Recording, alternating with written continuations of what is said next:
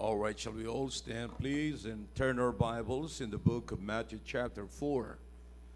We are in chapter 4 now of the book of Matthew. Kanina nasa chapter 3 tayo at tumuloy lamang po tayo sa chapter 4.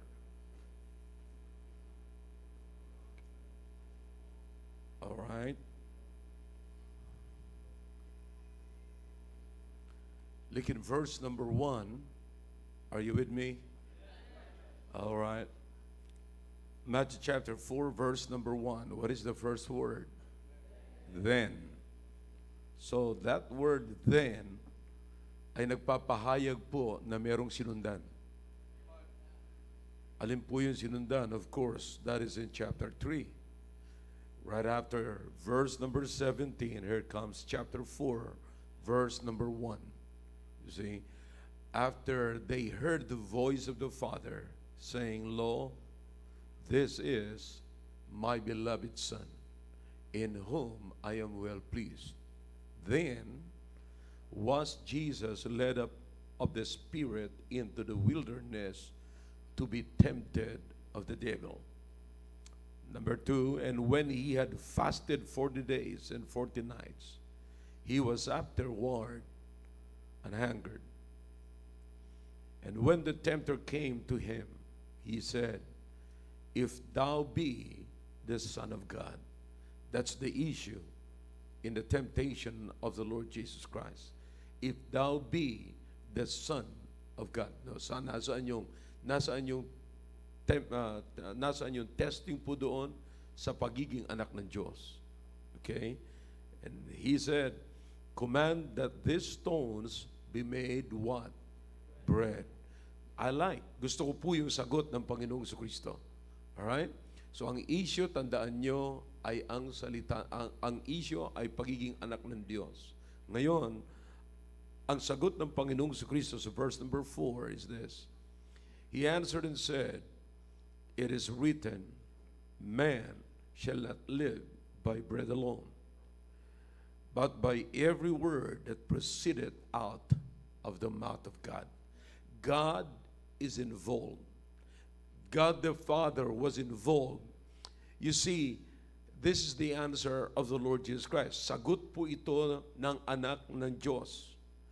At yung sagot ng anak ng Diyos ay in-involve yung God the Father.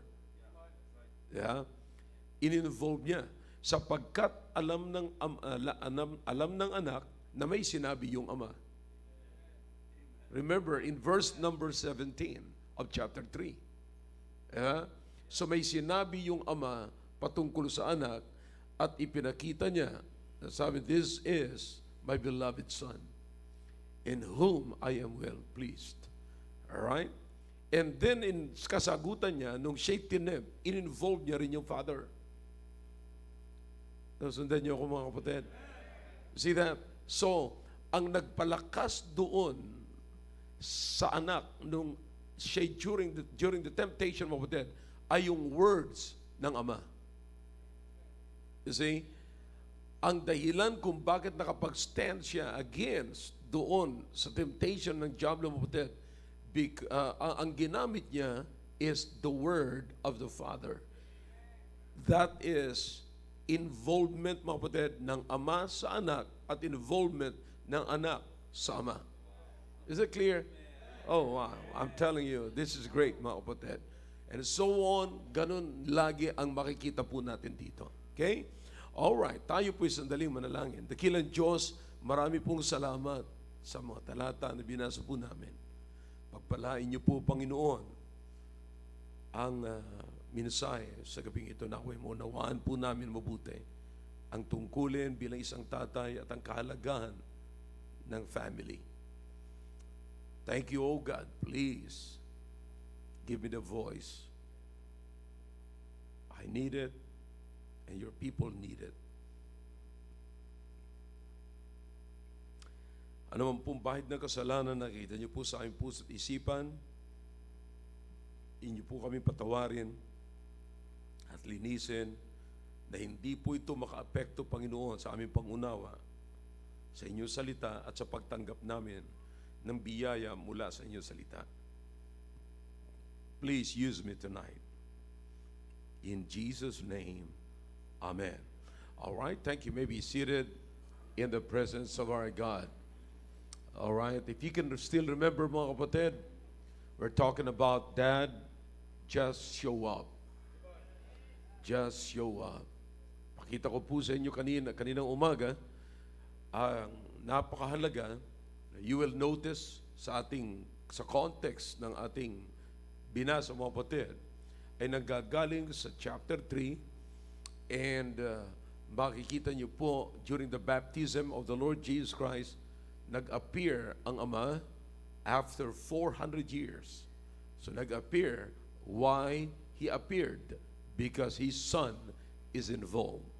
Ang challenge ko sa mga tatay, every time na may na-involve ang inyong anak, hindi nyo kayang tiisin. You've got to get involved. I said you've got to get involved. All right? Now, show up every time na nandyan. Every time na involved ang inyong mga anak, you've got to show up. See, now, listen.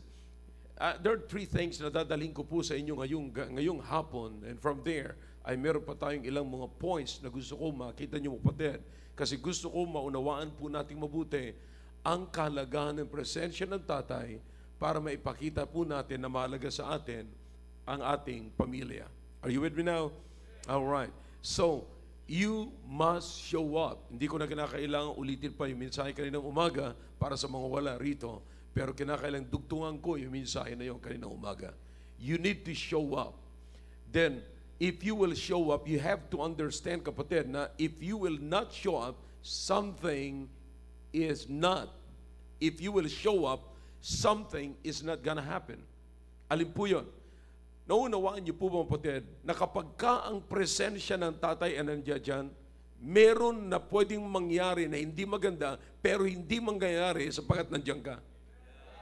Come on, talk to me if you can. At yung mga bagay na hindi nila gustong mangyari, ay mangyayari sapagkat nandiyan ka. One more time. May mga activities po yung mga anak natin. Okay?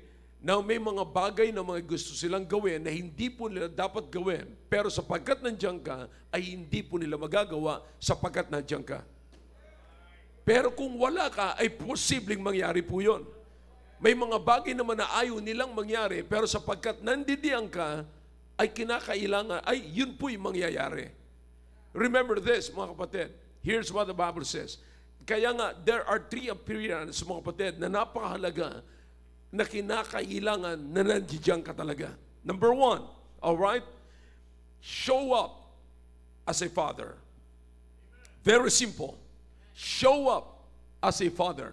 Remember this, I know na hindi mo dapat kalimutan at hindi mo makakalimutan bilang isang tatay kung hindi mo gaanong naunawaan o madidefine kung anong ibig sabihin ng pagiging father. Just go back when your children was a baby, when your child was a baby.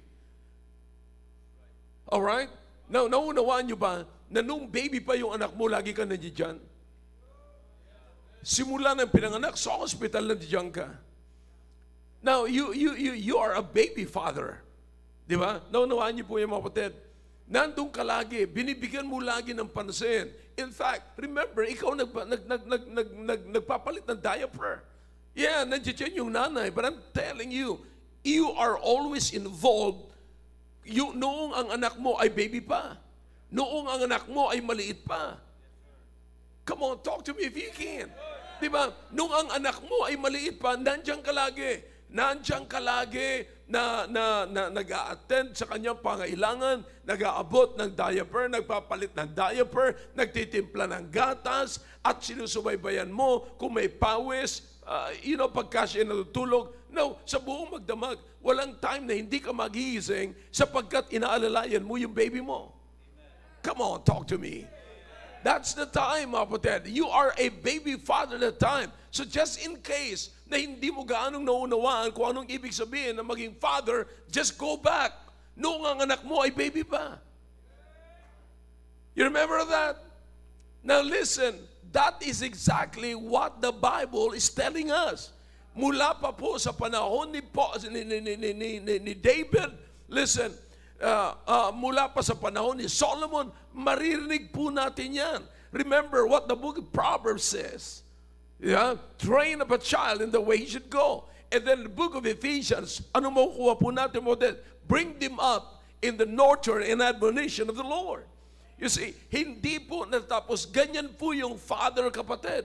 You see that? Lahat po yan ay nasa plano ng Diyos. So, if you want to show up, kung ikaw ay magpapakita, kung ikaw ay ipapakita mo ang inyong presensya, kung nandiyan ka lagi, ang unang-unang huwag mong kakalimutan is that you are the Father.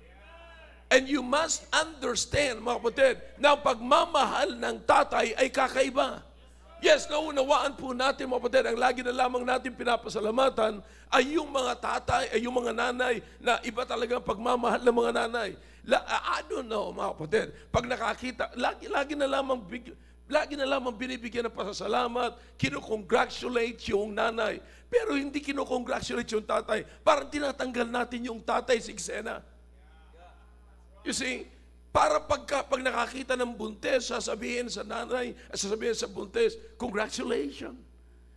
Oh, sinong nag-congratulate sa lalaki for a good job done? Parang hindi nakuha yun. Wala. Pero, you have to understand na wala namang babaeng nabuntis na kanya lang.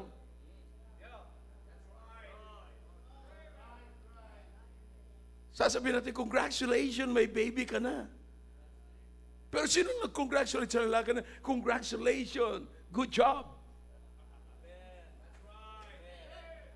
You see, pero ang totoo po ng kapatid, abay may effort yung lalaki.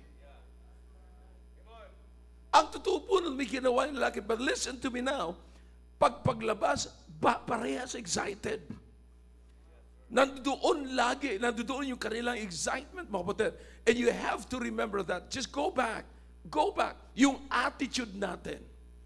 You see, in fact, in the Bible, even the book of Psalm 103, in verse number 13, you'll find out, mga kapatid, na ang laging ginagawang example kapag ka ang Diyos nagpapakita, even in the book of James, nagpaparamdam ng kanyang endearment, ng kanyang pag-aaruga sa kanyang mga anak, gagawin laging example yung pag-aaruga ng magulang sa kanyang anak, especially sa tatay. You see? Now, if you want, let's take a look to that, okay? Let's go to the book of Psalm 113. All right, para lamang po magkaroon po tayo ng idea, mga kapatid. I think that's 103 or 113. Okay? All right, verse number 13. Like as a what? Father. 103, verse number 13. All right? Like as a father pitieth his what? Children, so the Lord pitieth them that fear him. Okay? You understand that? So ginagaya, I mean, may illustration. Bakit? Huwag nating kakalimutan na ang tao ay i-create ng Diyos in His own image.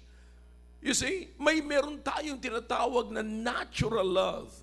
Alright? Meron tayong natural care. You see, you have to understand that.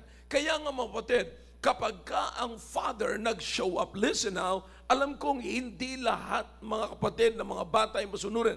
But listen, you have to, kung ang tatay ay magsisimula ng kanyang pagiging tatay noong baby pa at hindi ho mababago yon. You see, you have to understand that. Kinakailangan. Makita po natin yan. Alright, umiinit kahit malamig, ano? Now, listen, kinakailangan makita po natin ito na hindi dapat nagbabago. Kaya ho tayo nagkakaroon ng problema sa dulo kasi nagbabago tayo mula doon sa pasimula. But if you will show up as a father, and you will not change. Listen, kapag baby yung anak mo, you are the father. Pag yun ay nag 1 year old, you are still the father. Kapag yun ay nag 10 years old, father ka pa rin. Kapag yun ay nag 15 years old, remember, you're still the father. Pag kayo na 20 years old, you are still a father and the father of your child, or your son, or your daughter. Pero kapatid, dumarating, whether you admit it or not, dumarating sa punto natin na nawawala yung pagiging father natin sa ating mga anak, lalong-lalo na pagka lumalaki. Na ang akala natin, anyways, natapos, hindi na nagagatas to. Ang tawag doon merong tawag dyan hinihiwalay na. You see, parang na-tame mo na. Akala natin, pag na-tame na, okay na. No, remember, you're still the father. You see? So always show up as a father. Don't you forget that. Kailangan nila ang presensya ng tatay, kailangan nila ang pagmamahal na kung paano mo sila minahal nung sila'y baby pa, dapat mo pa rin silang mahalin ngayon because you are still there. Come on, talk to me. Father. Kapatid, bumagsak man yan sa klase nila, ikaw pa rin ang tatay. Be a father. Pag nagkaroon sila ng problema, be their father. Pagka sila hindi nakapasa sa klase, mag-usap na lang kayo uli. But be a father. Walang katapusan ang pagiging ama. Kahit na sabihin mong may asawa na yung anak mo pa rin yan. Ikaw pa rin yung tatay. I'm simply saying, always show up as a father. Number 2, show up as a leader. Sabi ko nga sa inyo, nung kinausap ko yung more than 10 teenagers na kasama ko, sabi ko, who will lead them? Kaya po ako nabagbagi, kaya ako naiyak na kung kailangan nila ng leader. Narinig niyo mga testimonies dito? Narinig niyo yung testimony ni Tintin, kapatid? Narinig niyo, napakahirap yung mag-solo ka na wala ka man lang matanungan, tapos wala kang pattern. Mabuti na lang sinabi ni Jacob dito, kanina, ni Israel. Pangit yung Jacob manlin lang yun But anyways, yung sinabi niya kanina, at least ang hinahanap niya rito, sino yung susundan ko? Sino yung susundan ko? Do you understand? They need someone to lead them. Kailangan nila ang leader, kapatid. Kaya sinasabi ko mga kapatid, nung nakita ko sila, nung kinakausap ko sila, at nagsasabi silang, wala kaming tatay, yung iba may tatay, pero wala naman, hindi naman sila nilid. Sabi ko, wow, parehas lang. Anong pagkakaiba ng meron at walang tatay kung wala namang naglilid? Come on, talk to me. Now, kaya sabi ko, wow, paano ma-apply ang Proverbs 22 verse number 6? Paano ma-apply ang Ephesians chapter 6 verse number 4? Are you with me? Bring them up in the nurture and admonition of the Lord. You see, yung pagiging tatay natin, kapatid, hindi po nawawala yan, kundi right now, as they grow, you will become their leaders.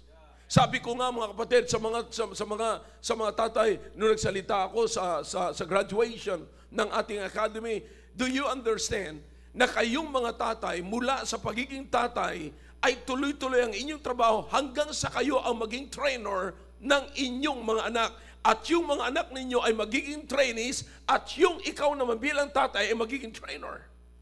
Walang katapusan. You have to leave them.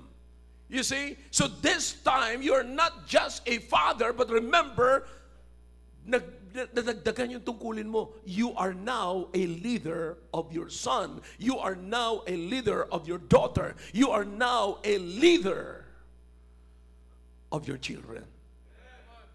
Leave them. Leave them. Leave them where to go. Remember what the Bible says. Proverbs 22. Train up a child. Where? In the way they what? Should go. They need to go. Leave them to do what they need to do. Dapat maituro natin sa kanila kung anong dapat nilang gagawin. Dapat maituro natin sa kanila kung anong dapat nilang sasabihin. Now, do you understand? Ang problema ng mga kabataan ngayon, maraming mga kabataan ngayon na hindi na I mean, there are some young people here, mga kapatid. You call yourselves millennials. But I call you worldly people. You see, bakit? Meron kayong lingwahe na pangmundo na hindi namin naunawaan. Come on, parents, you understand what I'm talking about. May mga lingwahe ngayon ang maraming kabataan na hindi na mauunawaan ngayon ng mga magulang. You see, they have their own language. It's the worldly language. Kapatid, you see, you learn it from this. You see? Now, makakita ka ng mga tao ngayon. Now, listen, come on, young people. Makikita ng mga tao ngayon, pag nakita mo yung babae, parang mukhang ang hinhin. Parang, wow, ang cute. Pero magugulat ka. Pag nabigla, nagmumura.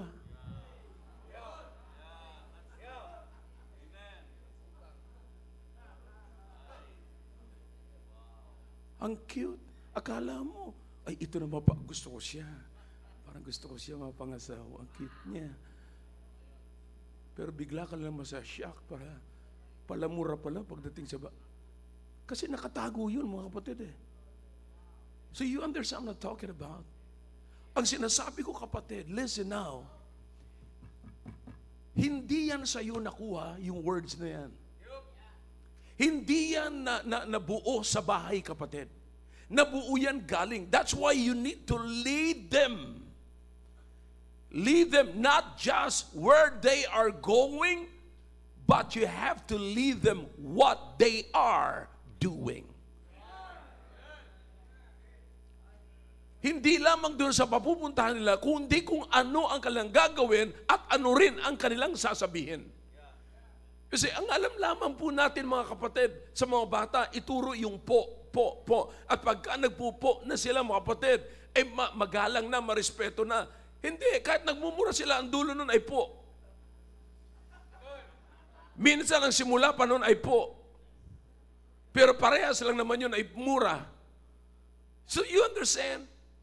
We're not careful about that. Hindi po tayo aware sa mga bagay na ito. Napakasimple po ito, mga. I mean, leadership is very important.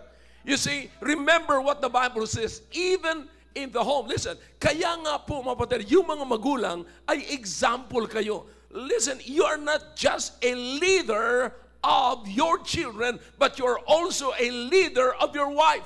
Remember what the Apostle Paul said in the book of 1 Corinthians chapter 11. If you are, let me show it to you, mga kapatid, para maging maliwanag sa inyo. Look in verse number 3. 1 Corinthians chapter 11, verse number 3. Here's what the Bible says. But I would have you know that the what? Are you with me now? 1 Corinthians chapter 3, or chapter 11, verse number 3. But I would have you what? Know that the what? Head of every man is Christ. And the head of the woman is the? Is that clear? Listen, submission is very important. Kaya nga po, kaya may submission, merong leadership. Pag merong leadership, merong submission. And leadership, kapatid, is an old thing that God Himself established. Remember, dito po, mga kapatid, tatapusin natin yung verse. Tingnan nyo mabuti. Alright? But I would have you know that the head of every man is Christ. And the head of the woman is the? And the head of Christ is what? God, referring to God the Father. You see, so sa madaling sabi, if God the Father is the head of Christ, then, kailan na-establish ito, mga kapatid? Come on. Kailan na-establish yung leadership? Ngayon, kung merong leadership, merong submission. Kaya nga po, mga kapatid, kapag hindi nagkaroon ng submission, kapatid, merong rebellion. Let me say this. A wife that is not submissive to her husband and a child that is not submissive to his parents, and a servant that is not submissive to his master has a worship disorder. They have a worship problem because worship is honoring God, honoring the authority. That is worship, mga kapatid. Ang submission, hindi tayo nagsasubmit lamang, mga kapatid, sa person, but we are submitting ourselves to the authority. Kaya nga po, mga kapatid, I want you to understand, I hope you understand, that submission is not salvation. Kaya marami mga tao nagsasabi, di bale, ligtas naman ako, kahit naman hindi ako mag-submit, okay lang naman ako. Nainawaan ni Lord dyan. Yeah, I understand that submission is not the gospel. Submission is not salvation, but it reinforces the message of salvation. I'm simply saying that a saved person has no problem with biblical submission. That's what I understand. Sana, kapatid, ang sino man nagsasabing sila ay anak ng Diyos, sila ay ligtas at naniniwala sila sa Diyos at naniniwala sa salita ng Diyos, sana wala kayong problema pagdating sa biblical submission. Yeah, it's not the gospel. Submission is not the gospel, but it reinforces the message of the gospel. Sino magsasabing ang taong ito mga ligtas? Kung hindi naman tayo nagsasubmit sa authority. Ha? Ano pa? Ano pang re-reinforce sa kaligtasan natin kung itong bagay na ito ay hindi tayo nagsasubmit? Young people, I hope you're listening to me. You see, that's why leadership is very important, mga kapatid. You see, kaya nga, ang sabi ng Biblia, sabi ni Paul, the husband, the man is the head of the woman. You see, therefore, wives must submit to their own husbands. Yan ang sabi ni Paul sa chapter 5 of the book of Ephesians. So wives, your husband is the head of the home. He is the head of the body. Do not roam around headless.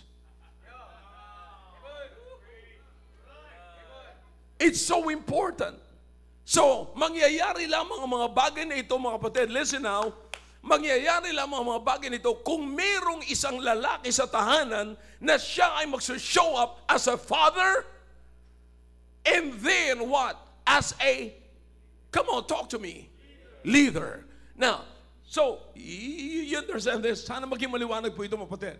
Kung sinimulan natin nung bata pa, alright, kung anong attention ang binibigay mo doon, ganun din bibigyan mo siya ng attention when you became the leader. So you understand, nagkakaroon ng, yung position mo ay nagmo-move gradually from being a father here. And then lumalaki na yan, makikita mo, nililid mo na. Alright? Wag mo kakalimutan yan. You see, you are a leader, but you are still a father. Kasi kung leader lang ang pag-uusapan natin, pag sinabi mo, dito ka lang ha, pwede mo nang iwanan. But listen, kung babalikan mo ang pagiging tatay mo, hindi mo siya pwedeng iwanan. Na kapag kayo na umiyak bilang bata, babalikan mo. Pagka yun umiyak, magdududa ka, anong nangyari sa kanya? Nandun lagi yung feeling mo para sa kanya. I hope you're getting the point, mga kapatid. Huwag mong kakalimutan na ikaw ang tatay. Yes, naging leader ka na, nililid mo na siya, hinahawakan mo na siya, dinadala mo na siya sa isang lugar na dapat niyang puntahan, sa isang issue na dapat niyang maging issue, sa isang bagay na dapat niyang gawin, sa pananalita na dapat niyang sabihin. Dinadala mo na siya doon. Pero huwag mo kakalimutan na pagka ikaw ay nagalit, you're still the father. Pag siya'y bumagsak sa klase, you're still the father. In other words, you have to love him. Pagka siya nag-fail, you still have to love him like a father loved his own son. Naunawaan niyo po? So, by this, saan tayo nag-fail, mga kapatid? Yes, nagiging leader na tayo, pero nakakalimutan natin na hindi na pala, na tayo father pa rin pala. Kaya anong nangyayari? Pag napagod na tayo sa kalilid, tinataboy na natin yung ating anak. Iniiwanan natin ang ating anak. I hope you're following me. I hope I'm preaching the Bible. Kapatid, ang gusto ko makita natin kung saan tayo nag-fail. Remember, sa pagkakataon na ito, maraming mga bata na nung lumalaki na, napapabayaan na natin. Kaya sabi ko kaninang umaga, may mga bata na lumaki sa ating tahanan na ating napabayaan. They are what? Nawala yung kanilang discipline. They grew up in our household without discipline.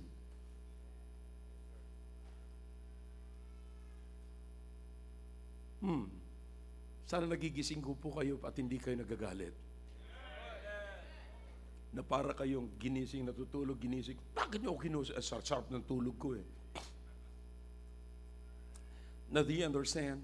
Listen, wag ho tayong maging katulad ng mga tao na pagka nasita mo sa mabuti, gagawa siya ng isang issue against sa'yo para hindi maging credible yung sinasabi mo. Now, let me give you something. Okay? Now, alam nyo ba mga kapatid, na pagka ang pastor ay inaakusa, mas madaling paniwalaan yung nagchichismis kaysa sa pastor na nagsasabi ng totoo. Alam niyo kung bakit? Kasi yung sinasabi ng pastor, alam nilang totoo at nakakasakit sa kanila, pero nagre-resulta naman ng pagbabago. Kaso pag ayaw mong iwanan yung kasalanan mo, tanggalin mo na lang yung credibility ng pastor para maging totoo yung ginagawa mo. Am I clear to you? Don't be like it. Don't be like that person, mga kapatid. Because I'm here to help you. Alright? Be a father. If you want to show up to your kids, then show up as a father, then show up as a leader, then third and last. Pero hindi ko ibig sabihin ng last tapos na yung mensahe. Last, show up as a provider. Show up as a father, show up as a leader, show up as a provider. Ano ang pinakang the best na ipoprovide mo? Hindi po pera. Hindi po material na bagay.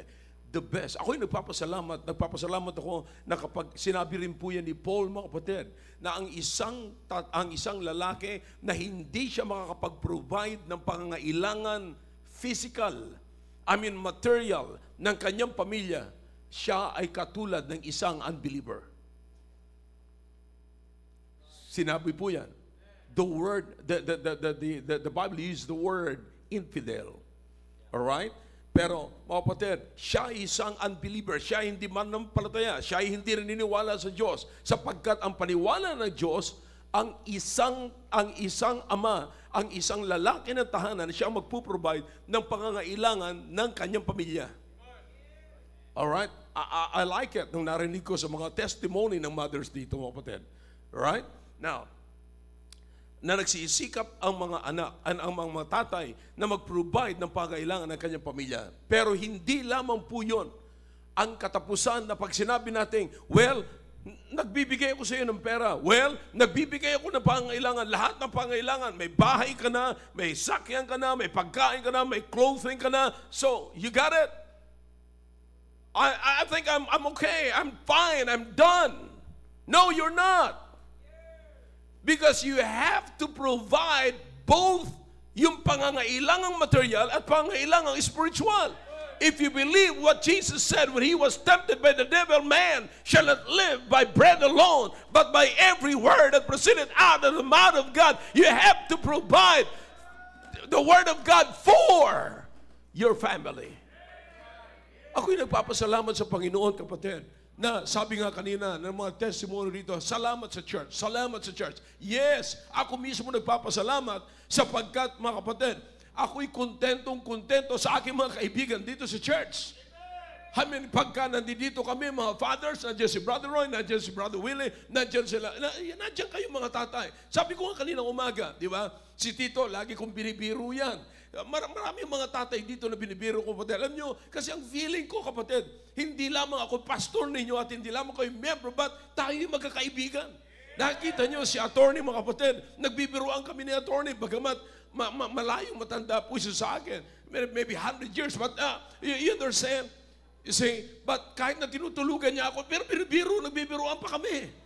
So you understand? Pero tumatawa naman siya kahit tulog. But ang ibig ko sabihin, mga kapatid, it's because meron tayo ritong samahan na parang tayo magkakaibigan. And thank God na kayo'y prinobide sa akin ng Panginoon. Hindi lamang ako nagpapastor sa inyo, pero dinala kayo dito sa akin ng Panginoon. And you are a great encouragement, a great comfort sa panahon ng kailangan ko, mga kapatid, sapagkat nandiyan kayo.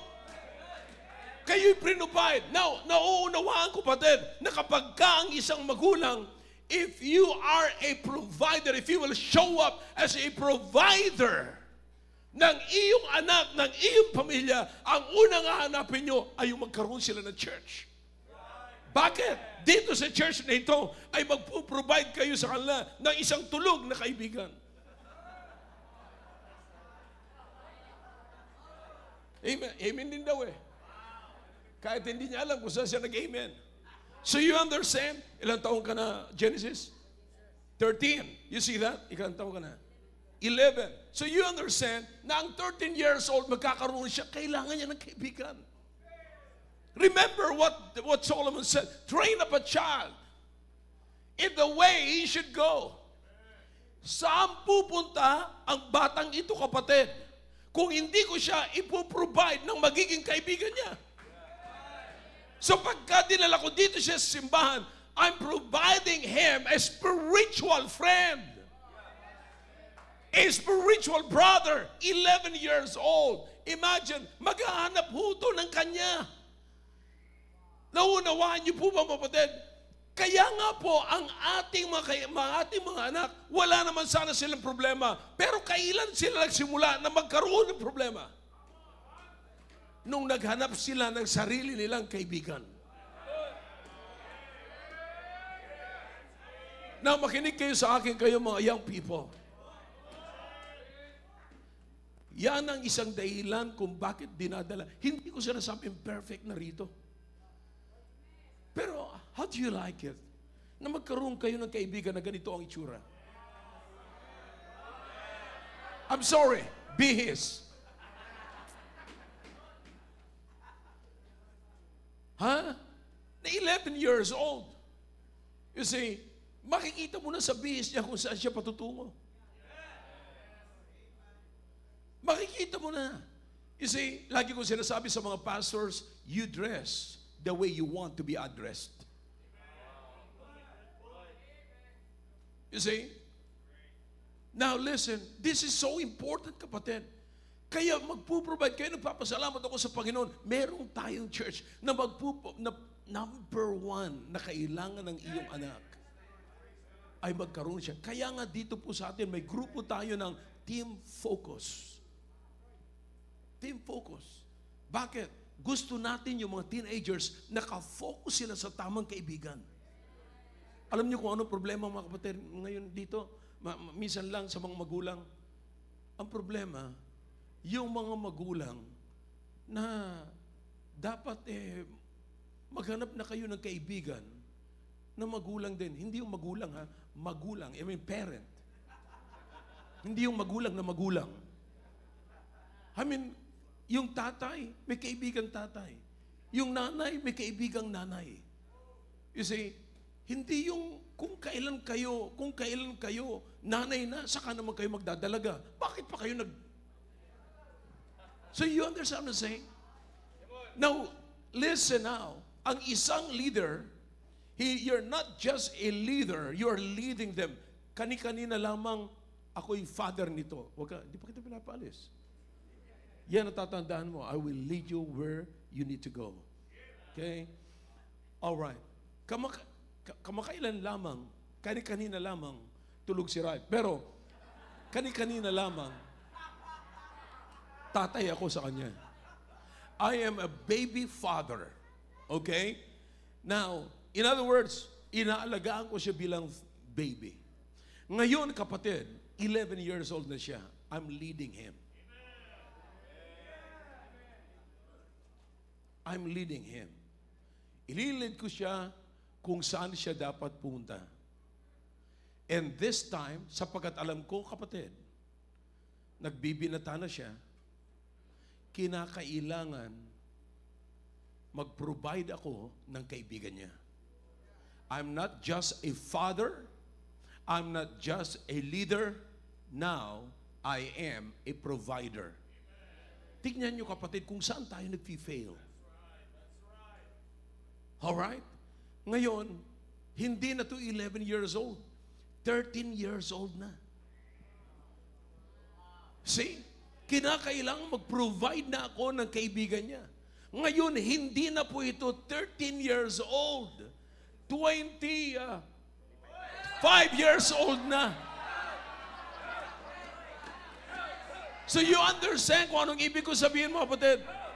Darating na sa punto na magpapaalam siya sa akin, Pastor, may nararamdaman ako. Now, don't you forget that I am a father. And I am a leader. Anong gagawin bilang isang leader?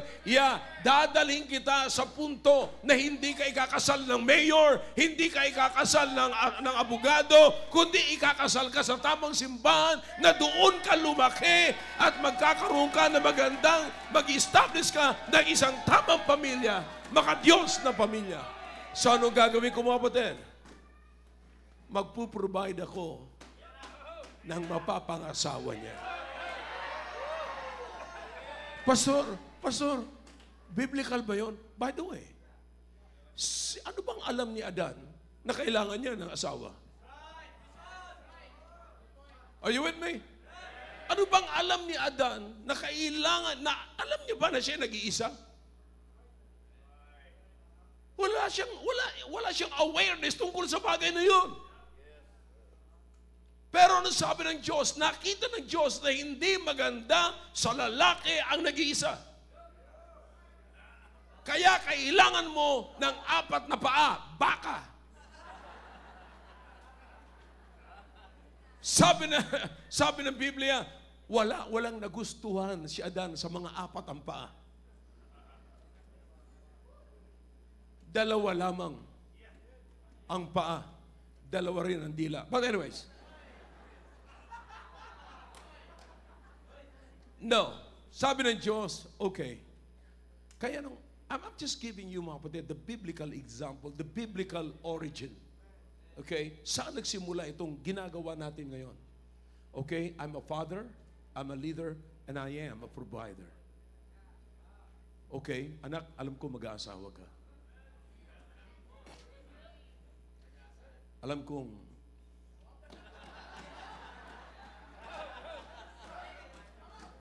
Grabing ka ba? Alam kong pwede ka na mag-asawa.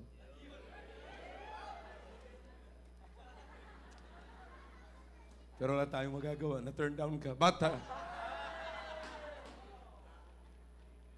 Proceed to the next level. But you know what? Anak, ito yung mapapangasawa mo. Hindi siya cute at hindi rin siya nagmumura. Na pagka nagulat, ay bubo.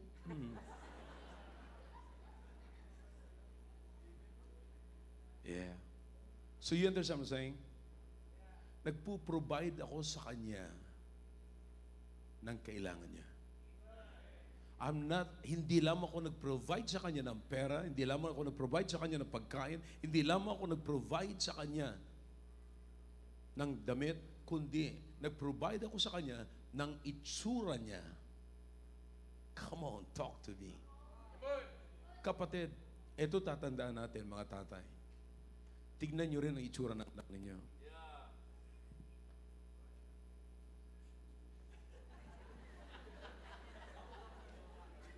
Kayong humatol. So do you understand? nagpo-provide tayo mag-approve. In other words, hindi naman ang ibig sabihin nito na akong mamimili. Or siya, hindi na siya pwedeng mamili. No. But I believe na kinakailangan niya. You just go back to the Old Testament, mga kapatid. Just go back to the biblical days. You will find out na ang approval ng pag-aasawa ay nasa magulang. Bakit? Because the parents are, or the father must be the provider. Thank you. Provided na.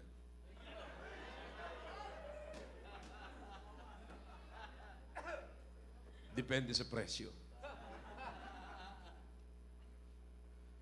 But listen to me now. Why is this important? Why is this important? All right. Dadalhin ko po kayo sa facts. But there is a biblical origin of that. Biblical foundation. Pero ngayon nakikita niyo na po yung facts. Now go back to the book of Genesis. Na napakapayapa, mga kapatid, ang buhay ni Adan. Not until na siya ay nagkaroon ng Eva sa buhay. And then the Bible says, because he is the leader, dinala pa rin po sa kanya, ibinigay pa rin sa kanya yung bigat ng kasalanan. That's why the Bible says, as by one man sin. Hindi yung sinabi ng Bible, as by one couple sin, but as by one man sin. Alright? So, listen now, lahat ng pinag-usapan po natin kanina, mula sa pagiging father, mula pa sa pagiging leader, mula sa pagiging provider, pag nag-fail po tayo doon, maraming mga tao, pag nag-fail po tayo doon, ang resulta po noon ay kasalanan. Because everything na sinabi ko po sa inyo kanina is God's design. Then if we will not follow the design of God, then we will what? Fail. Pero ang problema po natin, mga kapatid, nag-settle po tayo sa failure. Nag-settle po tayo sa pwede na. Nag-settle po tayo doon sa kasalanan na naging natural yung kasalanan, na naging common na lamang yung kasalanan. At least, nakakita kasi tayo ng mga tao na parang katulad sa panahon ni David, bakit yung mga righteous ay nagsasuffer at yung mga unrighteous ay umaasenso? So sapagkat sila ay umaasenso, kapatid, yun na ang naging kultura nila, bagamat sila ay under curse. Because kung merong kasalanan, kapatid, ay merong curse. Pero ang nakita natin, maraming natutuwa sa kasalanan dahilan sa pansamantalang ibinidinudulot ng kasalanan. Pansamantalang asenso, pansamantalang kaginawahan, pansamantalang kasiyahan. Kaya makita nyo, ang pag-esteem natin sa mga bagay na patungkol sa Panginoon ay napakaliit. Now listen, let me show you something. All right? Gaano pinapahintulutan natin sa loob ng bahay? Paano natin pinapayagan ang mga anak natin na kumain kahit na sila'y suwail? You go back to the Bible kung anong ginagawa sa kanila. Sanay po tayo mag-spoil ng mga anak natin. Ayaw na natin silang pagsabihan, kapatid, sapagkat nalulungkot tayo pagka sila'y nagtatampo. Brethren, remember what the Bible says. Train them up. Bring them up. Train them up. And bring them up in the nurture, in admonition of the Lord. Ina-admonish ba natin sila sa Panginoon o pinababayaan na lamang natin sila? Anyways, bati-bati tayong lahat. So, saan po tayo namumuhay ngayon? Under the curse. At yung curse ay naging culture na natin. You see, and we are hoping that God will bless our family, but we are living in the culture that is under the curse of the Lord. So, why is this important? Yung sinabi ko kanina, mga kapatid, show up as a father, show up as a leader, show up as a what? Provider. Bakit? Sapagkat hindi dapat natin pahintulutan na ang ating pamilya ay mamuhay sa kultura na under ng curse ng Panginoon. Ngayon, makikita niyo mga kapatid, look at this. Nakakalungkot man sabihin, pero even pastors, some pastors are submissive to their wives. Who run the church? Wives. Pero naging kultura na ho yun. Hindi po ba? Naging kultura na sa tahanan natin, ang nagpapatakbo ng pamilya natin ay yung mga babae. Naging kultura na. Naging kultura na, mga kapatid, sa tahanan natin na ang nasusunod ay mga bata. Ang siga ay mga bata. Ang pipili kung ano ang ulam, mga bata. Ang pipili kung anong pagkain, anong inumin sa loob ng tahanan ay mga bata. Naging kultura na ho yan, na kung tutuusin ay merong disobedience, at kung merong disobedience, meron pong rebellion. At kung merong rebellion is as sin as witchcraft. It's a sin. Therefore, kung merong sin, merong curse. At kung merong curse, kapatid, yung curse, ang pinakampangit kapag yung curse ay naging kultura na sa loob ng pamilya po natin. No wonder kung bakit meron tayong mga bata ngayon na after na sila sa kung anong meron ng mundo. Two things, sinabi ko sa inyo kaninang umaga. Ang malaking sumisira sa ating tahanan, the curse of the Lord and the cares of the world. Wala nang ibang inisip ang mga bata ngayon. Sabi ko nga sa inyo, kahit na pagtrabahuhin nyo yan, malaki ang sweldo nila, hindi napapakinabangan ang sweldo. Bakit? Kulang pa sa kanilang leisure. Kulang pa sa kanilang pangangailangan. Kulang pa sa pagsunod nila sa cares ng mundong ito. Kulang pa sa pagbili nila ng mga pangangailangan na nakikita nila sa mga ino-offer ng mundong ito. Hindi nila makita ang ino-offer ng Panginoon. Does anybody here understand what I'm saying right now? Listen, the problem here ay nagsimula, mga kapatid, sinasabi ko kanina, where is the Father? Did the Father show up? Nag-show up ba yung Father? Nag-show up ba yung leader? May leader ba na tumayo? May isang provider ba na tumayo? Sana kung merong father na tumayo at hindi tumigil sa pagiging father at siya ay nag-proceed sa pagiging leader at nag-provide siya sa pangailangan ng kanyang mga anak, wala sana ngayong mga kabataan, wala sana ngayong pamilya na namumuhay at ginawang kultura ang curse.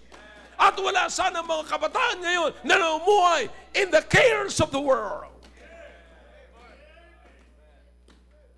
Saan nanggaling ang problemang ito, mga kapatid? Doon lamang sa tatlo. When we fail, doon sa tatlong ito. Remember, what I have given you this morning, kapatid. Napakahalaga na mapagsabihan sila nung bata pa. Sapagkat kung saan, napansin niyo po ba, na doon mismo ang Panginoong Jesucristo kung saan siya hinubog, kung saan sinabi sa kanya, you're the Son of God. Doon naman siya nilapitan ng dyablo. If you are the Son of God. Kapatid, listen now, hubugin natin ng mabuti ang ating mga anak. Sapagkat pag nahubog natin sila, may panlaban na sila, pag humarap na sila sa cares of the world. The only way to get out from the curse of the Lord, now listen to me now, I believe, kapatid, kapag tayo tumanggap na sa Panginoon at tayo anak na ng Diyos, we now belong to the kingdom of God. Hindi na po tayo under ng curse ng Panginoon. There is no condemnation. There is now, therefore, no condemnation to them which are who? In Christ Jesus. Who walk not after the what? Cares of the world. But after the what? Cares of the Lord. Kaya nagkaroon tayo ng problema, kapatid, nakalimutan natin na mag-show up as a father. Nag-show up tayo once. Hindi natin pwede sabihin, I was once his father. No. Wala akong once upon a time. You're always, if you are a father of your children, you're always a father. Kaya nga salamat sa Panginoon, hindi lamang father, merong grandfather. Di ba?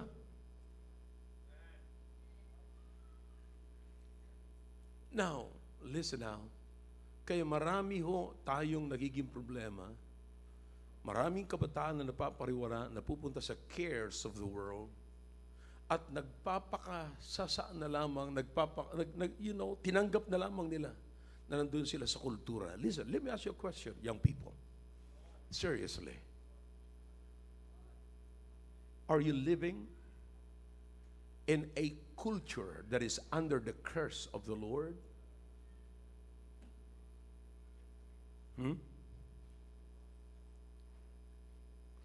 Wika ng mga matatanda, nag-agwanta ka na doon.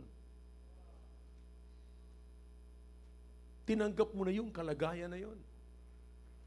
Na nandoon ka under the curse of the Lord. Anyways, masaya naman. Anyways, ang problema, kapatid, yung maging ma-feel mo na parang kumbinyente ka na doon sa kalagayan na yun. Man, you'll understand what I'm saying pag na-meet nyo ang mga batang ito na na-meet ko, mga kapatid. Sapagkat wala na silang magagawa, they thought na wala na, ito na talaga yung kalagayan ko. Wala na mag-aaruga sa akin, wala na magsasabi sa akin, wala na akong tatay, wala na maglilid sa akin. So, nandun na sila sa kalagayan na ito. Whatever will be, will be. Kung anong mangyayari sa akin, mamamatay na ako ng ganito. Do you understand na ang sabi ng Biblia, huwag kang mamamatay, huwag mong paintulutan na mamatay ka, na nakatali ka sa cords ng iyong kasalanan. Pero may mga bata na gano'n ako, kanilang kalagayan, because walang nag-father sa kanila. Walang nag-show up na mag-father sa kanila. Walang nag-show up na mag-lead sa kanila. Walang nag-show up na magiging provider nila. That's the point. And that's the worst of all.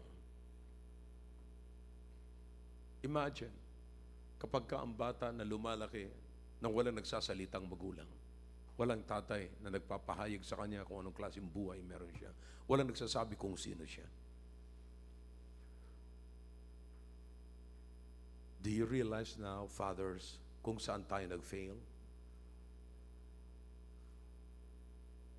You might be a good father, but you're not a good leader. You might be a good leader, but you're not a good provider. Don't you forget na may graduation yung iyong pagiging lalaki. Kaya sabi ko sa inyo kanina, being a good father requires another level of manhood. Huwag mong katakutan ng responsibility. Be a father. Be a leader. Be a provider. In doing so, mailalayo mo ngayon ang inyong mga anak sa pamumuhay sa isang kultura na under ng curse ng Panginoon. In doing so, magiging matipid kayo at hindi kayo wasteful sa pamumuhay. Do you understand kung anong klaseng pamumuhay meron ang mga kabataan ngayon? Napaka-wasteful. I hate to say this, pero ito ang totoo, mga kapatid. Sa pamamahay natin,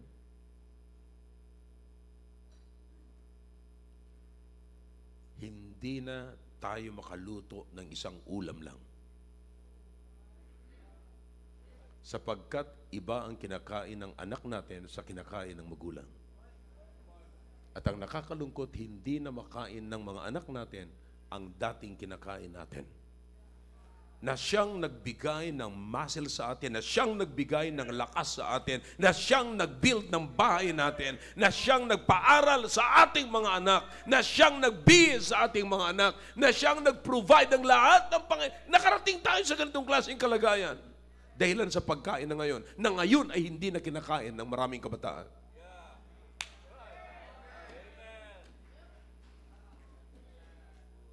Fathers, hindi ko alam kung kakampi ko kayo o kayo ay isa sa mga konsentidor. Ay nakakaawa naman kasi yung anak ko. Magpalda ka na lang. Train up a child in the way he should go. Be a father. Be a leader. Show up as a what? Come on, talk to me. Fathers, let's show up as a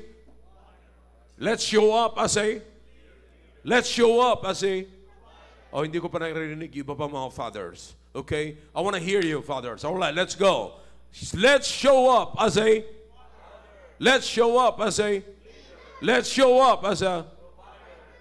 by doing so, saan natin, ano ginagawa natin? Na ilalayo natin sa pamumuhay ng kultura ang ating mga anak, ang ating pamilya na under ng what? Curse of the Lord and cares of this world. I hope I'm clear. Shall we all stand, please? Dakilang Diyos, salamat po sa mensahe na pinahatid niyo po sa amin. Naway makita po namin, Panginoon, ang kahalagahan ng presensya ng mga tatay, presensya ng mga leaders, at presensya ng mga providers. Oh God, help us please. Speak to everyone tonight, lalo sa mga tatay at sa mga kabataan na ngayon nakakakita po sila ng mga tatay na katulad niyan. They give them a heart, oh God, that will support the purpose ng kanila pong mga tatay. Bigyan mo po sila ng mga puso that are willing to support the purpose, the plan of their parents. Oh God, help us tonight. Give us more men that will show up as a father, as a leader, and as a provider. And that way, we can avoid the curse of the Lord. We can avoid the cares of this world. May ilalayo po namin ang aming pamilya, so help us, God, please. Your heads are bowed. Your eyes are closed. God is speaking to your heart through that message. Then let's come to the throne of God. Let's make business with God.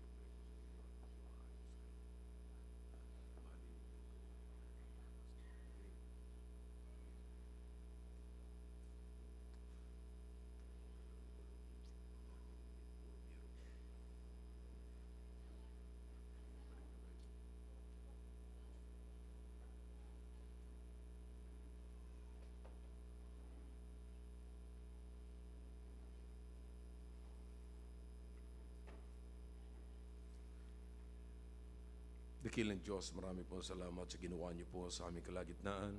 Salamat po sa inyong salita. Salamat sa mga anak niyo na tiklop tuhod na lumapit po sa inyong harapan.